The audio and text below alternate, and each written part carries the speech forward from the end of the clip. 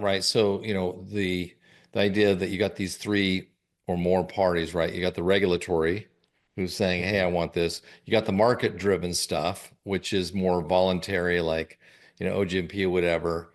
And you got a bunch of people saying, and then you got the technical people who say, hey, here's a technical solution to it. So, what do you see the challenges are bringing these three groups together, right? Yeah. Market, regulatory, technology.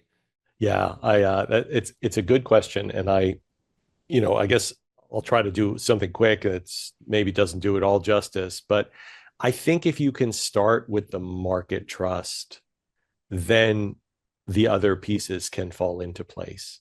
So, and that's a little harder now because I think the history of responsible sourced gas was compromised by that early experience. I think there was a lot, and by the way, it's probably compromised by the voluntary carbon market and other things more broadly in the environmental space. But you've got the complexity of, well, this player was certifying their gas based on this process. It might have been an MIQ process, but even more importantly, it had these emissions factors and this estimates and this, that, not being measured. And some other player was using a different system, and you had different players arguing that their processes were more thorough and the other guy was not as thorough, and all that stuff.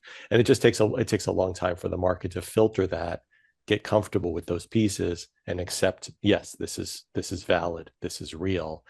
At the same time, the whole point of the tokenization, right, and the whole point of putting it on a blockchain or something, is to make it all public, right? You have this challenge of making a lot of calculations public and comprehensible, but at the same time, if you can manage that, if the industry can manage that, then the processes, the assumptions, the steps, they all become public, and so that's how you engender trust, right? That's the goal.